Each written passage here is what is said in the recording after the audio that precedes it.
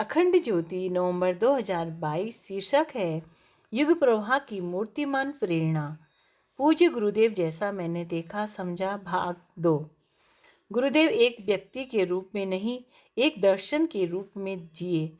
उन्हें चर्म चक्षुओं से जिन्होंने देखा, उन्होंने उन्हें देहधारी मानव प्राणी समझा, पर जिसने उन्हें बारीकी से परखा और गहराई तक प्रवेश करके जांचा, उसने उन्हें युग प्रवाह की मूर्तिमान प्रेरणा के रूप में पाया। आत्मविद्या इस संसार की सबसे बड़ी विद्या है और विश्व मानव की सुख शांति के साथ प्रगति पथ पर अग्रसर होते रहने की सर्वश्रेष्ठ विधि व्यवस्था है। किंतु दुर्भाग्य ही कहा जाएगा कि संसार के प्राण दर्शन की ऐसी दुर्गति हो रही है और इस विडंबना के कारण समस्त मानव जाति को कितनी क्षति उठानी पड़ रही है। इस अवांछनीय परिस्थिति को वांछनीयता में परिणत करने के लिए अवास्तविक के स्थान पर वास्तविकता को प्रतिस्थापित करने के लिए यदि गुरुदेव आए या भेजे गए हों, तो इसमें कुछ आश्चर्य की बात नहीं है। यह कहना अत्युक्ति न होगी कि वे एक आदर्श मानव का, एक सच्चे अध्यात्मवादी का क्या स्वरूप हो सकता है और क्या होना चाहिए, इसका उदाहरण प्रस्तुत करने के लिए अवतरित हुए। वाणी और लेखनी से बहुत कुछ कहा और लिखा जाता रहा है। एक दूसरे को उपदेश देने का ढर्रा मुद्दतों से चल रहा है, पर उसका तब तक कोई स्थिर प्रभाव नहीं पड़ सकता जब तक कि उन आदर्शों उपदेशों पर चलकर यह न बताया जाए कि इस आधार को अपनाने में किस प्रकार लाभान्वित हुआ जा सकता है। प्रत्यक्ष ही प्रेरणा मिलती है। आदर्श सम्मुख होने पर ही उसके अनुकरण या अनुगमन की इच्छा उत्पन्न होती है। जीभ से कुछ भी कहा जा सकता है और कान से कुछ भी सुना जा सकता है, पर जब तक प्रत्यक्ष प्रमाण प्रस्तुत न किया जाए तब तक उस मार्ग पर चलने का साहस सर्वसाधारण को नहीं हो सकता। इस आवश्यकता की पूर्ति करने के लिए वे आए और उनकी समस्त गतिविधियां लोक मंगल के लिए अध्यात्मवाद की उपयोगिता एवं आवश्यकता सिद्ध करने के इर्द गिर्द घूमती रहीं। सौभाग्य से मुझे उनके अति समीपवर्ती साथी के रूप में रहने का अवसर लंबे समय तक मिला है। यूं सारा संसार उनका घर था और सभी प्राणी उनके आत्मीय थे। चूंकि वे सबके थे, इसीलिए कोई एक उन पर अपना अधिकार जमाने की धृष्टता नहीं कर सकता। सूरज पर, समुद्र पर, पवन पर, आकाश पर कोई अपना अधिकार नहीं जताता, पर लाभ सभी उठाते हैं। मैं उनकी धर्मपत्नी हूँ, इसीलिए कुछ अधिकार तो नहीं जताती, पर अपने इस सौभाग्य को, पुण्य प्रारब्ध को भरपूर सराहती हूँ कि मुझे दूसरों की अपेक्षा उनके साथ अधिक समय और अधिक निकट रहने का अवसर मिला। वे चले गए, इसका दुख कितना है और उसे अपने दुर्बल नारी हृदय में कितनी कठिनाई से छिपाने का असफल प्रयत्न कर रही हूँ, इसकी यहाँ चर्चा ना करना ही उचित होगा। इसके लिए मेरी ही तरह ना जाने कितनों की आंखें बरसी हैं और कितनों के कलेजे फटे हैं।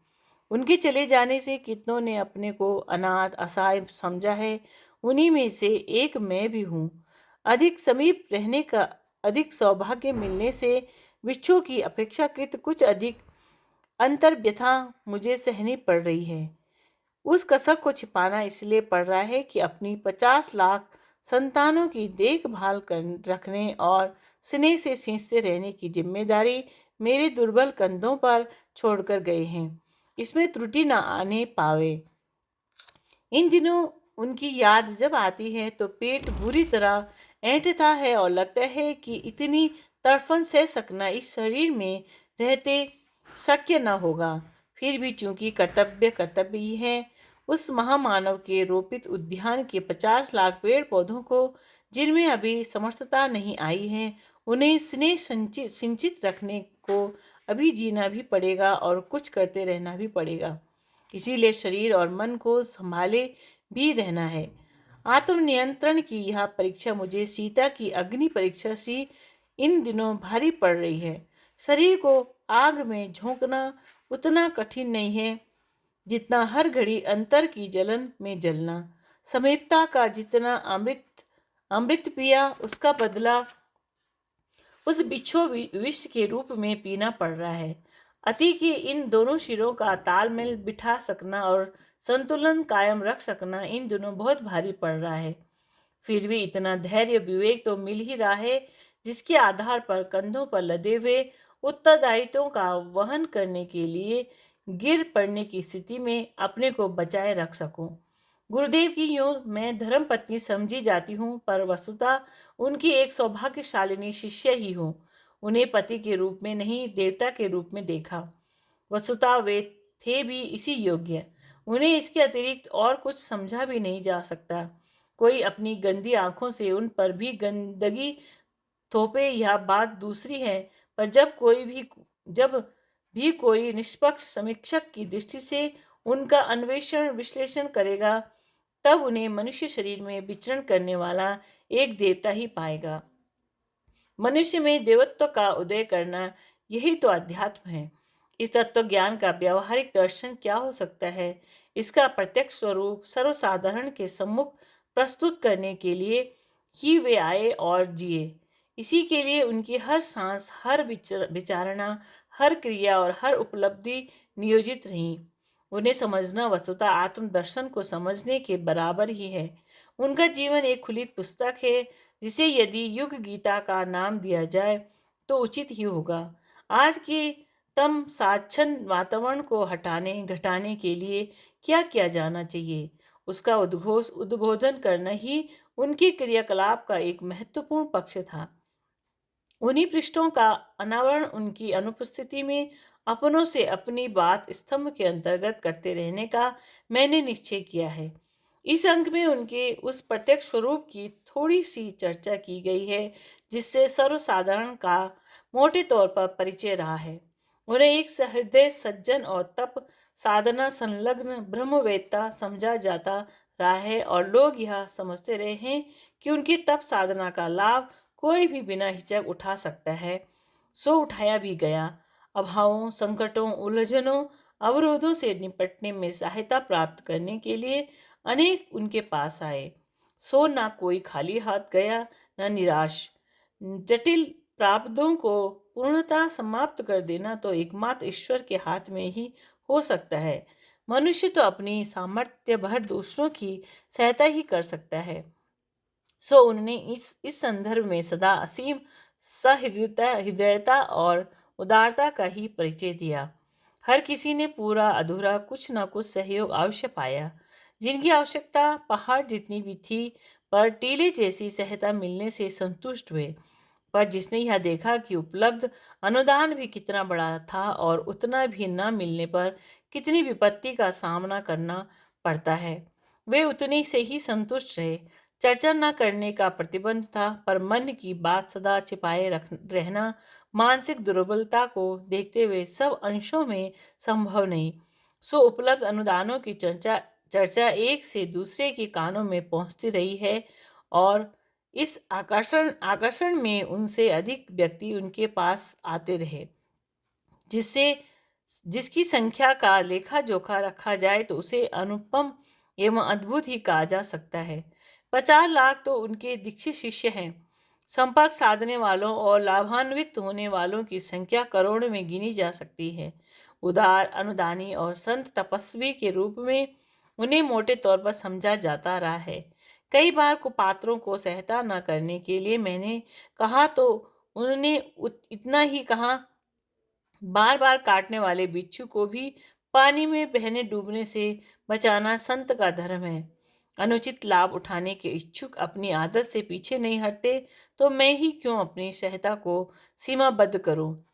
तर्क की दृष्टि से उनसे बहस की जा सकती थी, पर जिसके मन में करुणा, ममता, आत्मीयता के अतिरिक्त और कुछ हो ही नहीं, जो सब में अपनी ही आत्मा समाई देखता हो, ऐसे अवधूत की भाव गरिमा को चुनौती देने में न तर्क सामर्थ्य हो सकता था, न गुण अवगुण का विश्लेषण।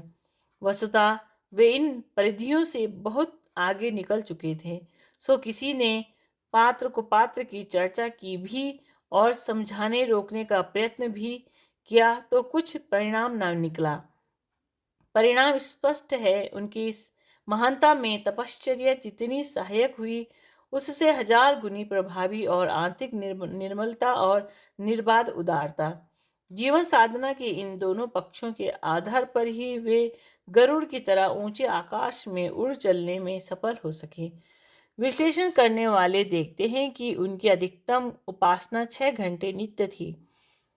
इतने जप तप का इतना अधिक प्रभाव नहीं हो सकता जिससे इतना प्रखर ब्रह्म वर्चस्व संग्रहित हो सके और इतने असंख्य अभावग्रस्तों की सहायता संभव हो सके। दूसरे उनसे भी अधिक कर्मकांडी एवं जप तप करने वाले मौजूद हैं, पर उनकी उपलब्धियां नगण्य ही रही हैं। फिर गुरुदेव के लिए इतना उपार्जन कैसे संभव हुआ? इस पर उनके अति निकटवर्ती एवं विनम्र अनुगामिनी होने के नाते इतना ही कह सकती हूँ कि उन्होंने निर्मलता और उदारता की प्रवृत्तियों को विकसित करने में अत्यधिक ध्यान दिया और पुरुषार्थ किया।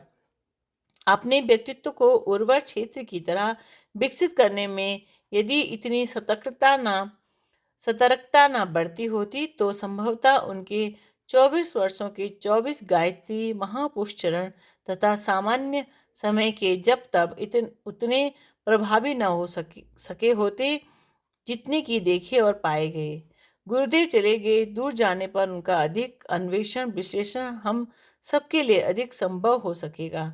उन्हें गहराई तक समझने का जितना प्रयत्न किया जाएगा उतना ही अधिक हम अध्यात्म तत्व ज्ञान का वास्तविक स्वरूप समझ सकने और उसके महान परिणामों को उपलब्ध कर सकने का पथ प्रशस्त कर सकेंगे। शिक्षाप्रद प्रसंग। अब्राहिम एक गरीब मजदूर का पुत्र था। उसे पढ़ने का बहुत शौक था। उसे कहीं से पता लगा कि उसके शिक्षक एंड्रयू क्रॉफर्ड के पास जॉर्ज वाशिंगटन की जीवनी है। अब्राहिम का मन उसको पढ़ने के लिए ललायित हो उठा, तो उसने मिस्टर क्रॉफर्ड से पुस्तक उधार लेने की प्रार्थना की। मिस्टर क्रॉफर्ड ने उसके पुस्तक प्रेम को देखते हुए वह पुस्तक उसे दे दी। घर पहुंचते ही अब्राहिम वह पुस्तक पढ़ने बैठ गया और पढ़ते पढ़ते ही उसकी आंखें लग गई। जब वह सुबह जागा तो उसका हृदय यह देखकर धक सा रह गया कि रात को बारिश की बौछारें आने से पुस्तक खराब हो गई है। वह दुखित हृदय से पुस्तक लेकर मिस्टर क्रॉफर्ड के पास पहुंचा। पुस्तक की दुर्गति देखकर वे अब्राहिम पर बरस पड़े और बोले, तुमने अपनी लापरवाही से इतनी कीमती पुस्तक खराब कर दी, इसलिए मैं यह पुस्तक किसी को नहीं देता था। अब यह तो इसकी कीमत भरो अथवा 3 दिन तक खेत पर काम करो तो यह पुस्तक तुम्हारी हो जाएगी। पैसे तो अब्राहिम के पास नहीं थे, पर उसने 3 दिन तक मिस्टर क्रॉफर्ड के खेत पर जी तोड़ मेहनत की। परिणाम स्वरूप पुस्तक मिलने पर वह खुशी से झूमता हुआ घर पहुंचा और अपने पिता को वचन देता हुआ बोला कि मैं एक दिन वाशिंगटन की तरह बनकर दिखाऊंगा। यही बालक अब्राहिम एक दिन अमेरिका का राष्ट्रपति बना।